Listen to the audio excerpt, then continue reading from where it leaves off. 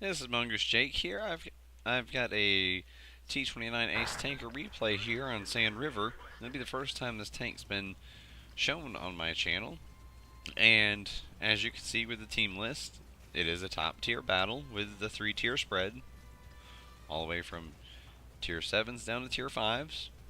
And this map's actually really well suited to the T29 because, for those not fully informed on it, it's basically tier 7 heavy that puts all of its cards into the basket of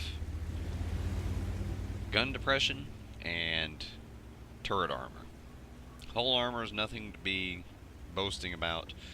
The mobility's fairly good. It's not lightning fast, but it's also no slug. And the gun's punchy, but a little clumsy at times. But the main things are the gun depression, which is good, as is the case with all American heavies, and it has a extremely well armored turret. So combine those two things together and you have a tank that, as far as my opinion is great for working the dunes in either the north or the south areas of this map. And we already had a lot of people headed south, so I immediately decided to swing left and head north. That way I can get up here to the not all the way into the mountains to start with, but I will get up here to the dunes to work around. This ends up being normally a heavily fought over area, so I'm going to head up there and get to work.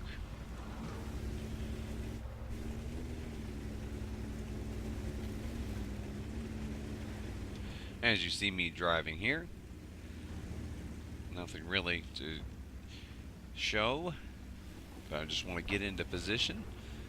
This LTG has been tracked, and I guess he didn't have a repair kit because he hadn't taken any previous damage, but as he's stranded there, I'm going to take the chance to plant in a good solid hit into his turret, which, as you can see, I aimed there for the flat part of the turret. It doesn't have much armor, but it does have some weird angles, and I wanted to make sure to be able to guarantee a hit while I had the chance.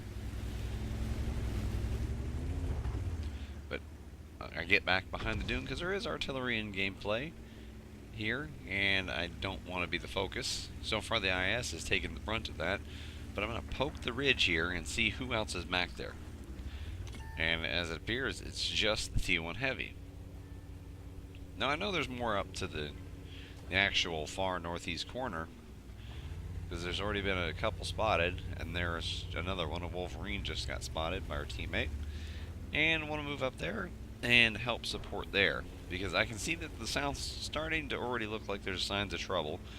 The ravine's getting pushed, and then the southern dunes are getting pushed, even though most of our team went that way. And the T29, like I said, its strengths are the gun depression and the turret armor, not the hull.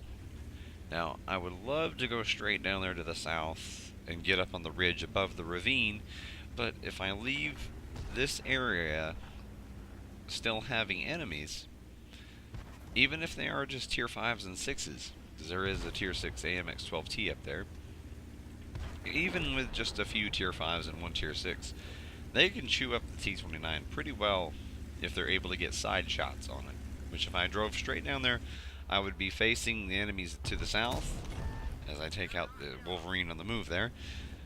I would be facing the enemies to the south, who I could deal with my turret, but I would have these mediums and lights and one tank destroyer behind me, who could be causing me lots of trouble. I mean, as you can see there, the 6-pounder equipped Sherman 3 was able to punch right through my hull. I mean, granted, he is firing premium, but nobody could blame him. But if he had been on my side, or that M4 Sherman or the Howitzer or the Wolverine, or there was a Chinukai also up here, if these guys were all able to shoot at me from up here, because you can see the ridge line down below there that I was mentioning that sits above the ravine, they would have clear shots on me. So I would be fighting a battle on both sides, and that's never wise.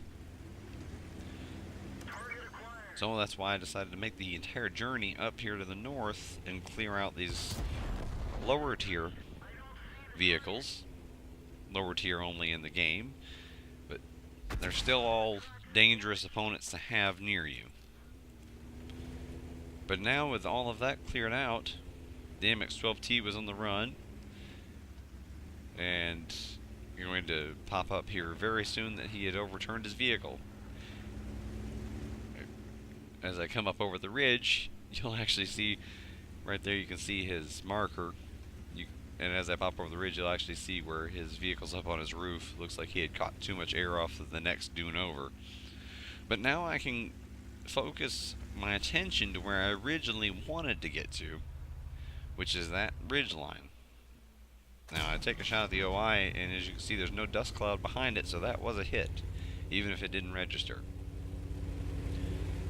Now I can push on, like I have said, to that ridge line and get to work on helping in the south, because I had suspected it would cave in, and it has already. But I see a nearly dead Tiger P, and I need to take that top tier heavy out. And with him finished off, now I'll back up, and now I'm in a position up here where as soon as I get over to my left just a little more, which I'll do here in a second, once I get over to my left just a little bit more, I am basically completely safe from all those enemies shooting at me, because they're never going to penetrate my turret. The only thing that now is a hassle is that artillery, that SU-8 over there. But this is the position. If you ever find yourself in a situation where you've got the north secured and the south is in trouble, don't drive back to your base.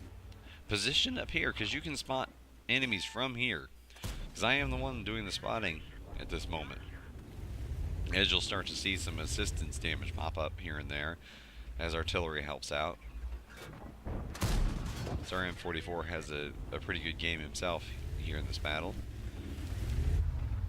But you'll see I'm actually getting credited for some assistance damage here, just by poking my turret up, and I am spotting the targets.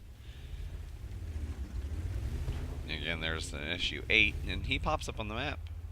I take one more shot over here at the KV-1, which that's aimed a bit too low. But the SU-8's over there, just off to my 10 or 11 o'clock. I see him, and he's obviously been focusing on me, so I'm going to poke over and finish him off. And now I am completely safe. So I just poke up, and I get a nice lucky hit there on the T20. I mean, I led it, but he ran right into it. And here the LTG is going to show us why you don't poke the same spot 3 or 4 times in a row.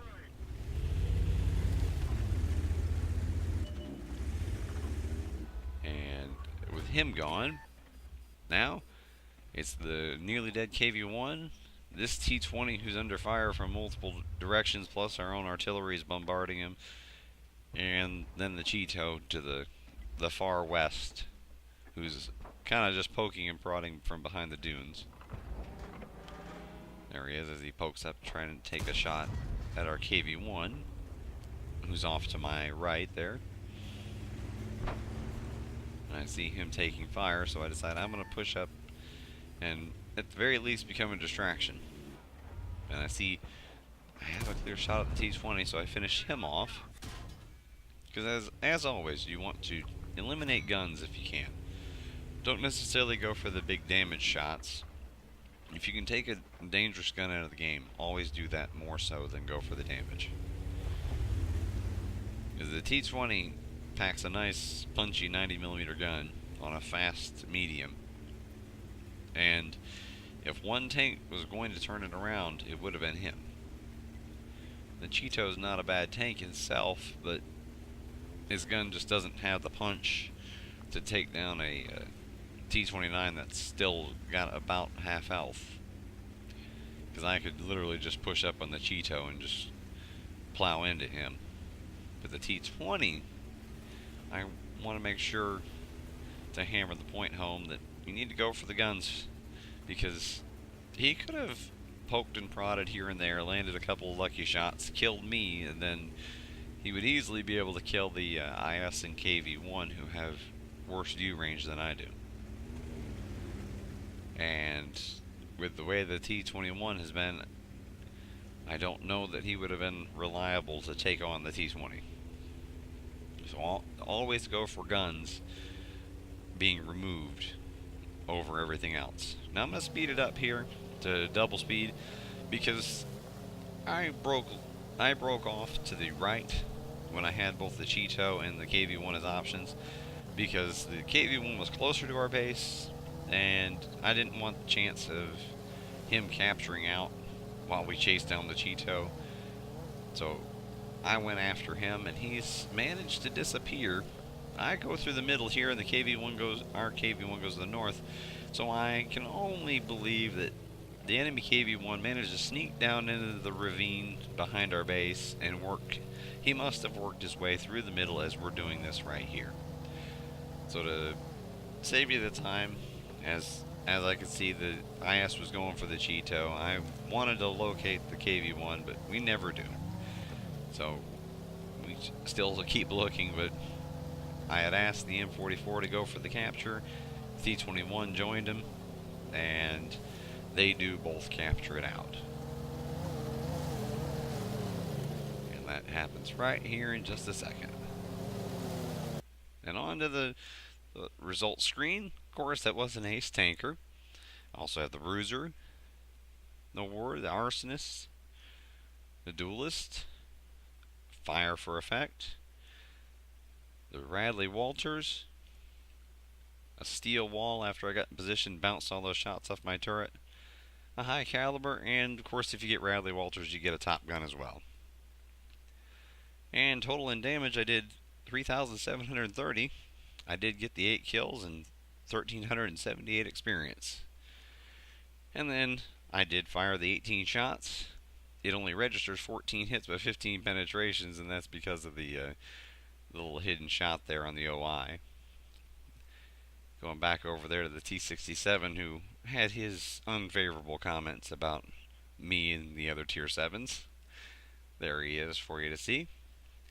But just want to say thanks for watching, and I hope you enjoyed it.